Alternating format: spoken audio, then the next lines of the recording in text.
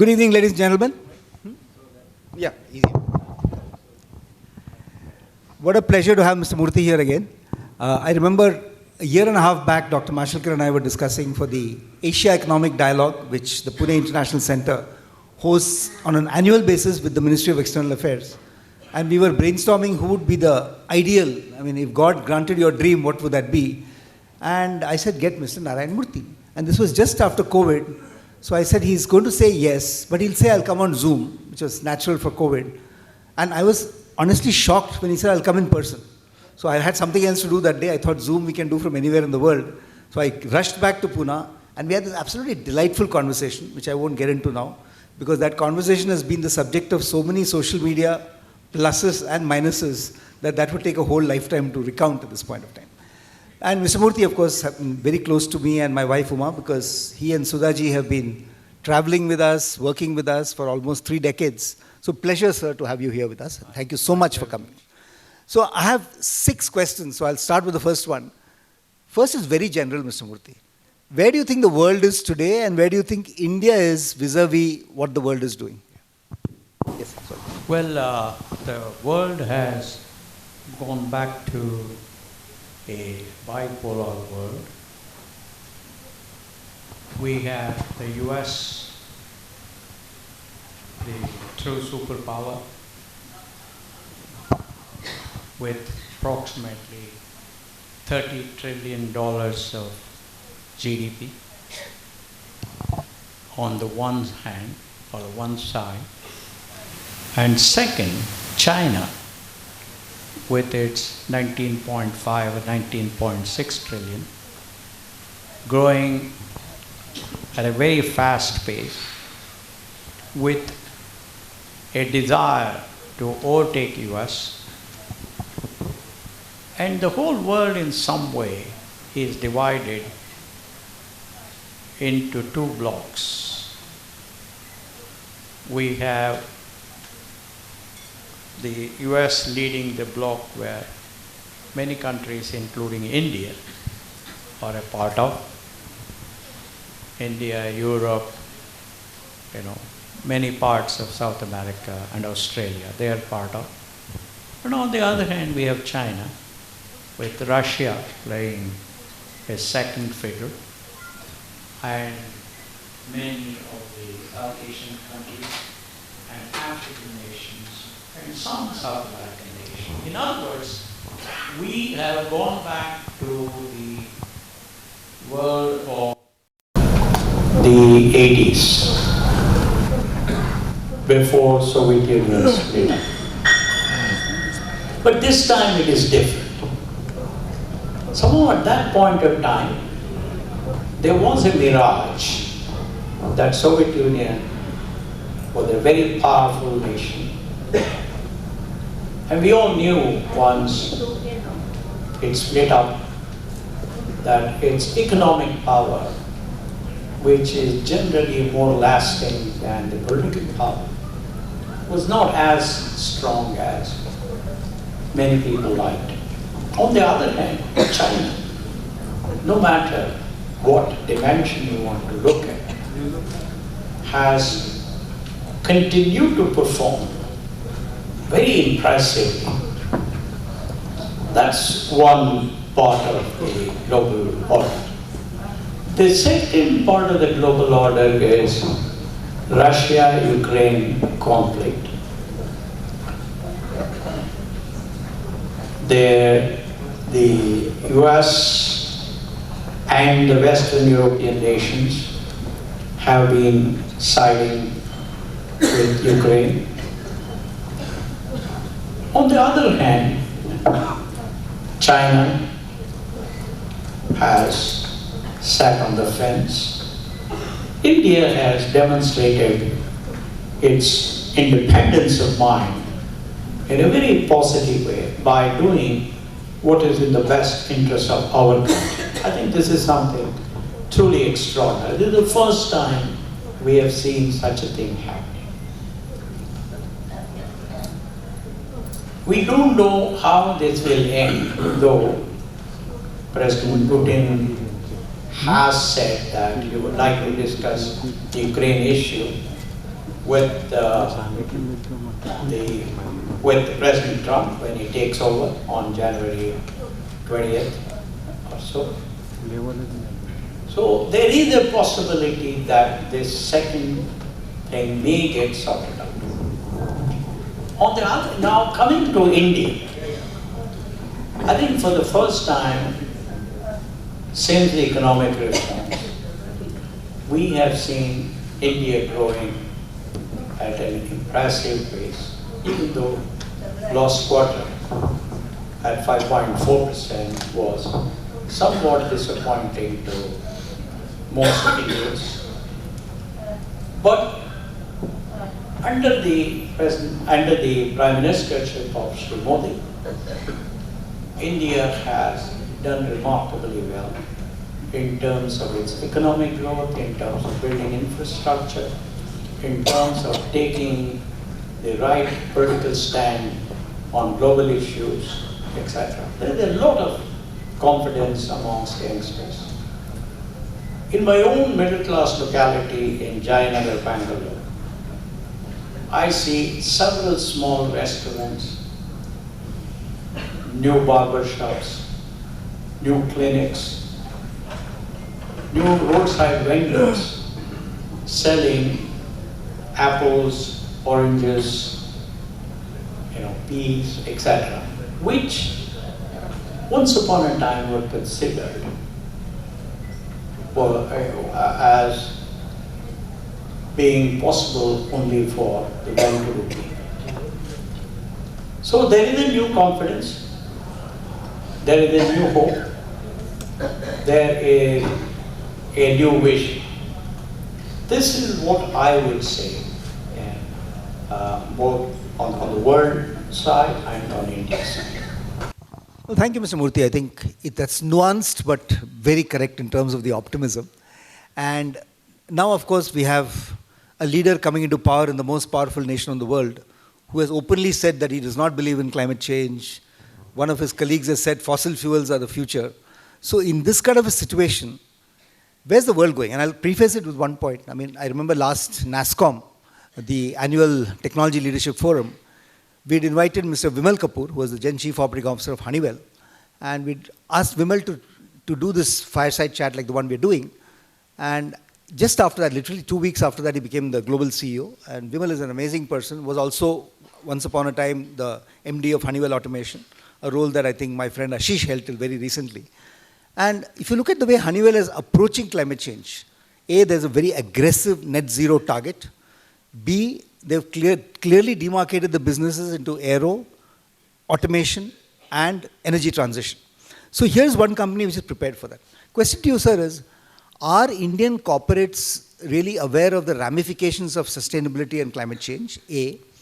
And B, with so much of documentation and the fear of too much of legislation, etc., are we headed in the right direction as far as sustainability in the corporate sector is concerned?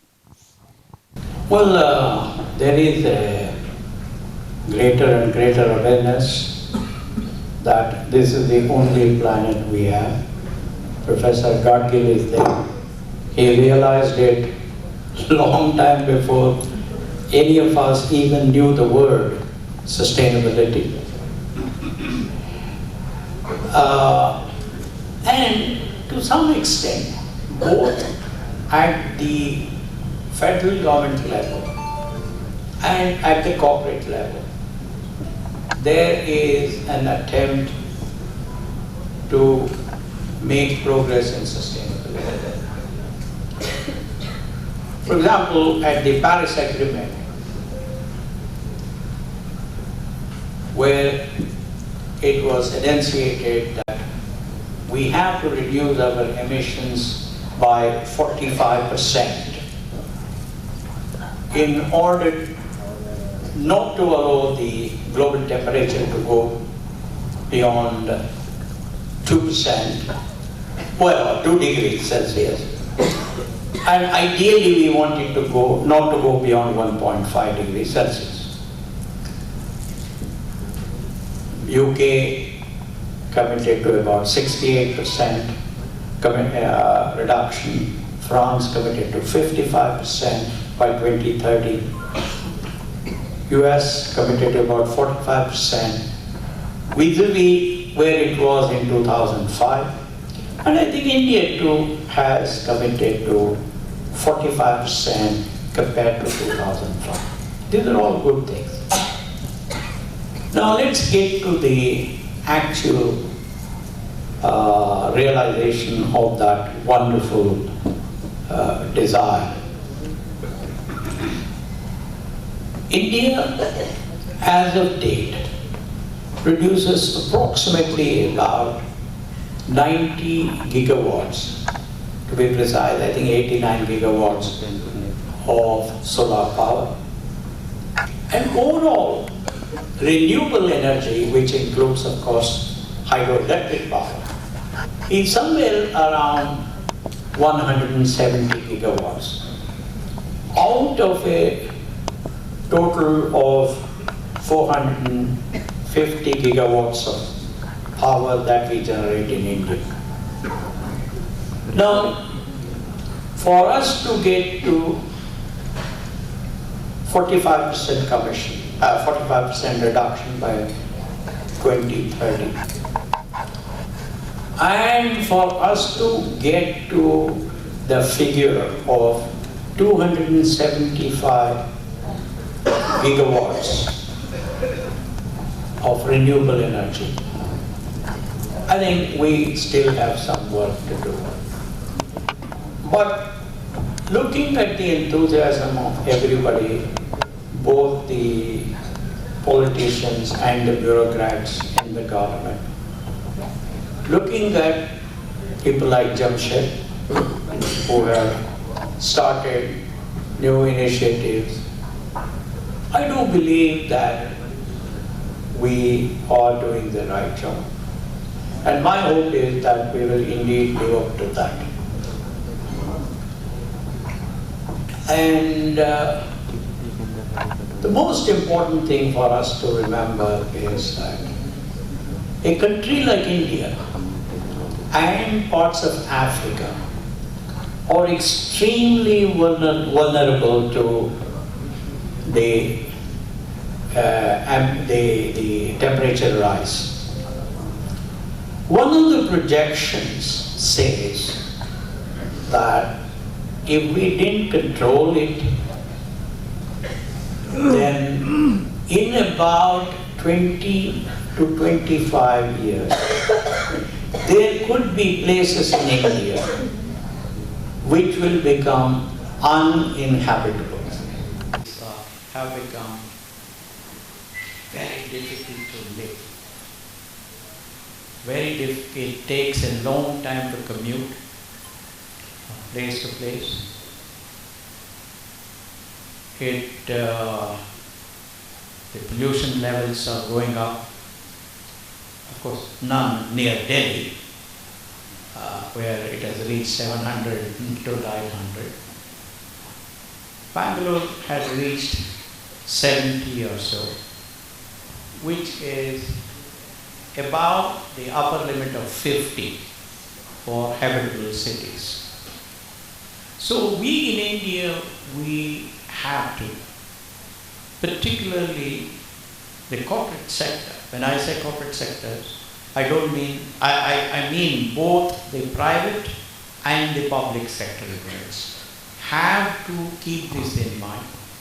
We have to fully cooperate with our politicians and bureaucrats. And people like Jamshed are leading this. As you know, Infosys was ranked amongst the top 8 in the world in terms of sustainability achievement. This was as early as in 2012 or so. We've continued the work. So I am positive that the brilliant minds of the corporate world, our well-intentioned politicians, and our highly concerned bureaucracy will come together and sort out this problem. But we must all understand one thing. We Indians, or used to doing everything at the last minute. They're quite used to it. So therefore, even if we do not see some extraordinarily frenetic activity, but as we near the deadline of 2030, I think our leaders will make it happen. That's very encouraging, sir. I mean, as you know, Prime Minister Modi has talked about 2070 as net zero for the country. That's still a time away, but as you rightly said, everybody has to chip in, whether it's government, corporate, make that happen. I'm also delighted that so many entrepreneurs are getting into the whole sustainability space. I mean, just to call out two in this room, there's a wonderful group called Cool Corp, which is actually working on the water hyacinth from the rivers, taking them out, making them convertible into products which can be totally sustainable. So I think these are initiatives which gives us a lot of hope. And of course, what Pranati and Ankita are doing with Sustain and Save, which is right from LCA to ESG to working with corporations like the PCMC to make sure that we're measuring the activities by every household in terms of climate change and probably giving better tax incentives than just giving money, putting money into people's pockets. So I think there's enough happening. I'm going to combine the next two questions, Mr. Murthy, by saying that, look, you mentioned Infosys, obviously one of the market leaders. Today we're very, very proud of the $220 billion software services exports industry. And I think it's amazing to see the progress that's being made. But in the area of sustainability, I mean, I mentioned Sustain and Save is building digital platforms to measure your progress. But do you see sustainability and AI play a major, technology and AI play a major role in sustainability achievements in the years to come? Well, technology is extremely important. I'll come to AI later. The most important technology that I believe would be needed are three. The first one is what Jamshed is doing, and that is LDAC, long duration storage equipment. Because if we want to efficiently use solar power, we have to overcome the drawbacks by inventing technologies that can store the solar power over a long period of time. That's very important. A lot of research that is going on, at least in American universities, which I'm rather familiar with. And I do believe that there must be some work going on in India too, and in the research laboratories of people like Jamshed. Second part that we need to do is learn to use carbon avoidance technology. Ideally, hydrogen. Who knows? We may be successful in using fusion. That's probably the holy grail. If the world were to succeed in the recently concluded experiment going on in the US in creating energy out of fusion, all of you know better than I do that that's how sun produces its remarkable amount of energy. If we did that, then that will solve a big problem. The third technology is, of course, hydrogen technology. I think there are a lot of entrepreneurs in India who are working on it. And and in the US, Europe, Japan, everywhere people are working on using hydrogen. And some have gone beyond the experimental stage. And the next technology that we should focus on is what is called direct air capture technologies. That is, if you put that equipment in Delhi at critical places, the pollution level, the carbon level should come down from 700 to ideally 50. Now, as you people know, this is almost like a moonshot. President Biden has committed huge amounts of money to bring down the cost of direct air capture to approximately about 100 US dollars per ton of carbon capture. But we are still not there. But knowing how robust scientific research and technology research in the US is, I believe that they will get there. And once that direct air capture technology becomes proven, then I do believe that we will. But beyond that, your earlier company, Honeywell, and others, you know better than I do, are working on what is called, you can say, IT/OT technologies. IT stands for information technology, and OT stands for operational technology. IT, we all know, it's all about collecting data. It's all about analyzing it. It's all about understanding patterns, etc., etc. And we also know OT because earlier we used the word process control. That's why I said Honeywell is world's leader in that. What is happening in OT in its new avatar is it is bringing in the concept of metaverse,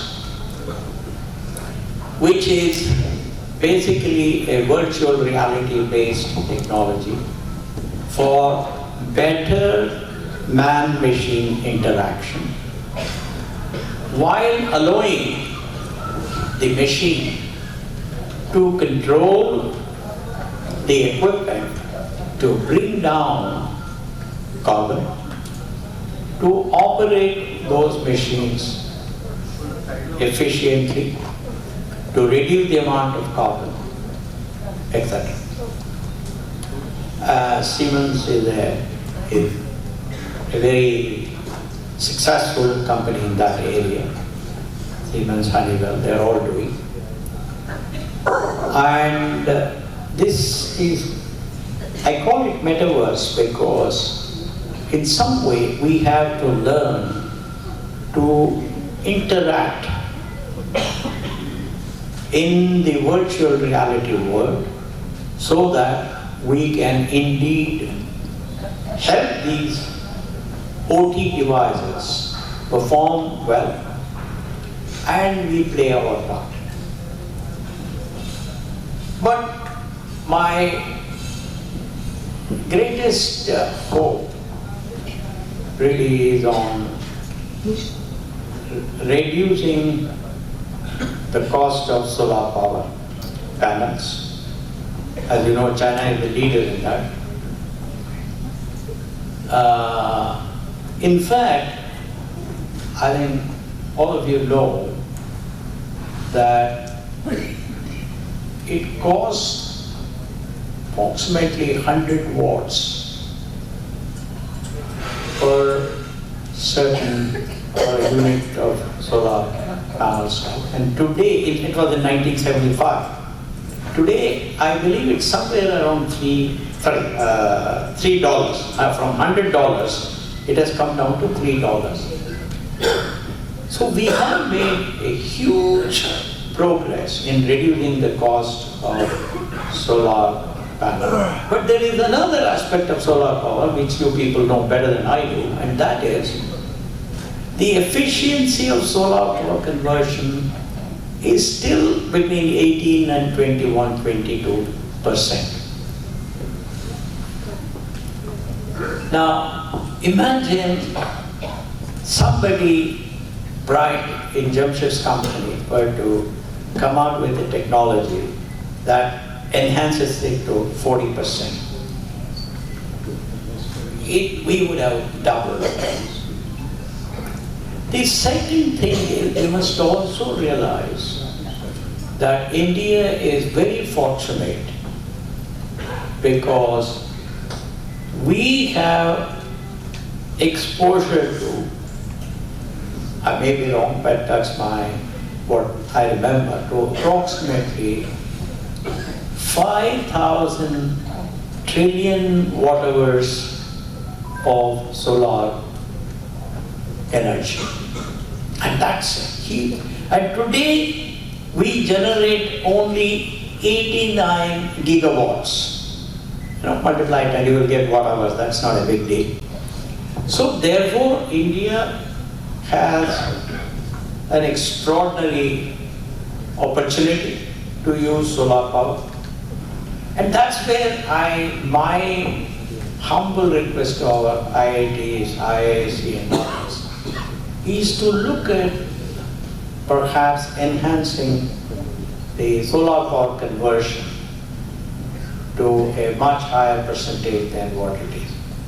Now coming to AI. See, AI will help us in analyzing large amounts of data. In this context, that's the best way that we can use AI.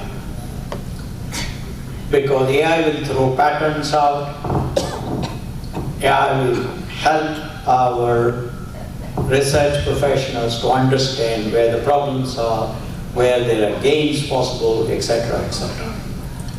I am told, again I may be wrong, that about 40% of the time of research professionals in sustainability is spent on analyzing large data and coming out with these patterns. Imagine using AI, using machine learning. As all of you know, machine learning is nothing, primarily regression. A large number of independent variables and a dependent variable. These are multiple regression algorithms that will take, that almost impossible for a human being to do, but even for machines to run. And also we must also remember that AI itself will require a lot of energy. That when you want to use large amounts of data or even LLM, large language models, you need so much of electrical power. So therefore, what we need today is for our research professionals in the area of energy, renewable energy research, to use AI very judiciously to come out with new patterns, new new correlations, etc., etc., so that we can indeed quickly get to analyze all the data that we produce. Of course, one doesn't have to, doesn't need to say that AI will also, thanks to the supervised algorithms, it will help us improve the efficiency of our electric power stations, our renewable energy platforms, all of that. So together, I do believe that both the general technology and AI will help India a lot if our IITs and IISs and the R&D departments of large corporations were to focus on a few of these problems with a laser focus. Let me stop here. No, that's amazing, Mr. Murthy, because I remember 2 months back we were interacting with Yuval Noah Harari in New York about his new book, Nexus. And he points out something very similar. He said that, look, the world cannot have these big NVIDIA processors and LLMs of the Sam Altman right everywhere.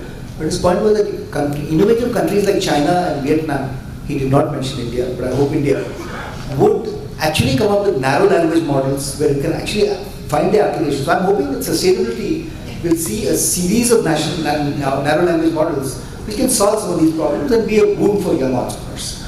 In fact, our own new company, which we have listed on the Bombay Stock Exchange, GTD Data, is primarily about what we call dual intelligence. That how can artificial intelligence be embraced by intelligent human beings, rather than everybody hiding under the sand and saying AI will take over our lives. So I think that's something we need to look at in terms of sustainability.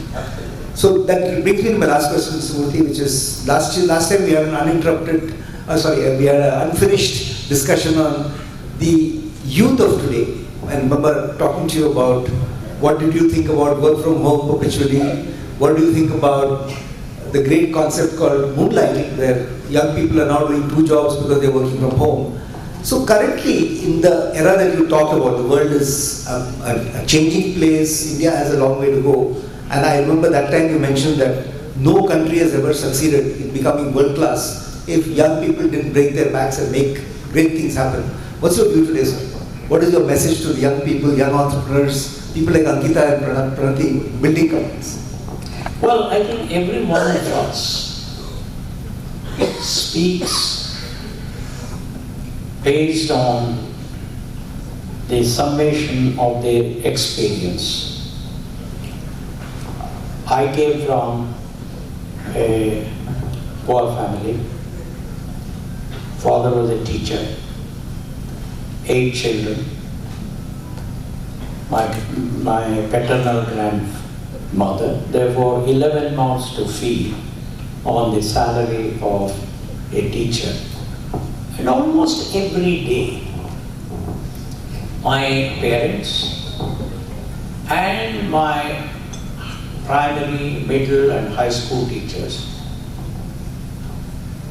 spoke about the importance of hard work, good work ethic, honesty, putting the interest of the community ahead of your own personal interest. This is how I was brought up. And very interestingly, I was very lucky to be put into a set of circumstances where these precepts given by my parents and teachers, when followed, indeed added value to me. It helped me escape that orbit. So therefore, I have no data to say, don't do that. I'll be a fool if I did that. Therefore, I don't know if I can advise youngsters what they have to do, because it all depends on their context, on their background. However, having said this, I want to say something that even they perhaps will appreciate it, and that is, when the founding fathers fought for independence, Mahatma Gandhi, Gokhale, Tilak, Sardar Patel, Jawaharlal Nehru, Motilal Nehru, Maulana Azad, Rajgopalachari, you name them. Every one of them sacrificed so much of their comfort. You all know very well, these were all very famous warriors. They were very well to do. Probably most of you must have read. But when Mahatma Gandhi at that time, he was not Mahatma, came to Ahmedabad and he was giving a lecture, Shri Sardar Patel, a very successful lawyer, was sitting in the club next to.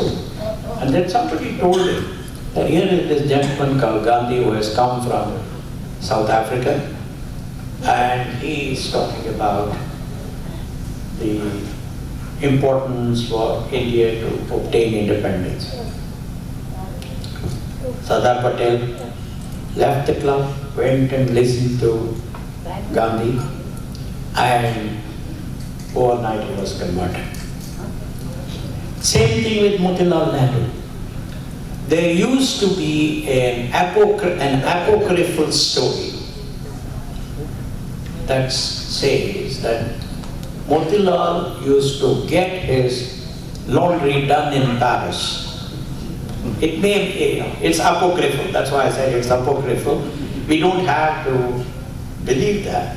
But it showed how well-to-do he was, how well-to-do Jawahar was.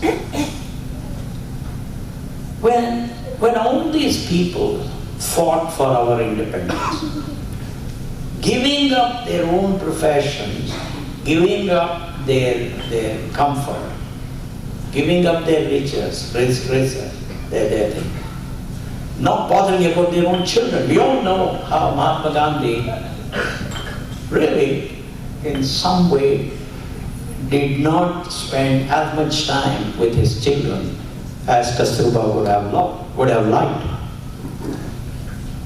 What was their vision?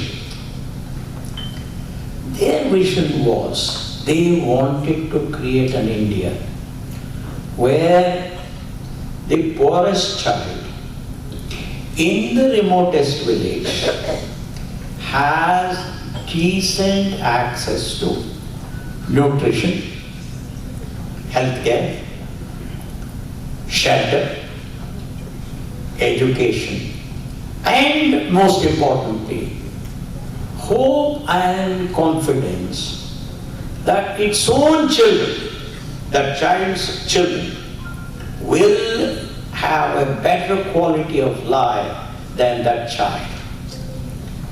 That was the dream, that was the vision of these extraordinary people who sacrificed their lives, their comfort, their future, everything.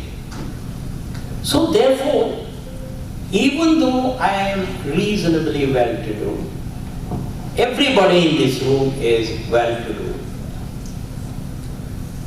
As civilized people, as cultured people, we have a responsibility to show concern about the less fortunate people in India.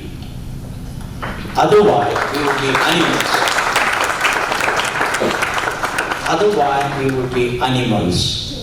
What is the fundamental difference between an animal and a human being? There are two. One, human beings can think. Even animals perhaps may be able to think, I don't know. However, the most important difference between human beings and animals is we can articulate it. Therefore, my own view is all of us who have derived so much from this country. I got scholarship right from pre-university. I did not pay a single paise for my education. And of course, up to high school, it was all free. In India of that day, same thing with Ramesh. Now, therefore, I think it behooves us to show a sense of gratitude to the country and work hard, not for my own pocket, not for filling my own pocket, not to get more money from Infosys, but to live up to my own ethics of being a worthwhile citizen of this society. So therefore, I would only appeal to the wonderful youngsters that they have to think about this issue very carefully, whether it is possible to live in unlimited luxury, totally unconcerned about the environment in which we live, or whether we have to say that, look, I am a citizen of India. To me, being a citizen or patriot is not some singing silly national anthem or some draping myself in national flag. That everybody does, even a convict will do. But being a patriot is to do whatever is in your realm to ensure that your country gets better and better, that your country is more and more respected. Particularly those of us who travel so much outside, we have to conduct ourselves as proper citizens. Anyway, I can go on and on, but let me stop. Thank you very much, sir. I think it's a very visual description that nationalism is not just wearing a flag on your sleeve, but it's actually making India happen, and not just the India that we all know in Mumbai and Delhi, but the India of our dreams for, and as you rightly said it, by the way, Mr. Murthy wrote the foreword for our previous book of Pune International Center, which was India's Pathways to Success. And in India's Pathways, he wrote the foreword, and you will see on the cover of the book what he just said about his vision for the poor people, that the aspiration that every poor person must have, and the ability to see it realized. So thank you so much. And I think you cannot get on. Yes, sir. I just want a final thought from Mr. Murthy. I just want to add one incident. It was 2008. As you people know, in 2008 July, Beijing Olympics took place. And we had, at that point of time, I think, 2 development centers in China, in Pudong and in Hangzhou. And we were to decide the third one in Dalian, which is near Japan. So I land in New Beijing Airport, huge airport, absolutely clean, very passenger friendly, and all the immigration officers were well dressed in uniforms. And I was very impressed. So this lady was the immigration officer. So I told her, congratulations, I'm very impressed. You know what her answer was? Sir, but you should know we are Chinese. Not only will we build this, not only have we built this airport, we will build many, many more such airports. She was a simple, low-level immigration officer, nothing more. That is the kind of patriotism, that is the kind of thinking that we should have in this country.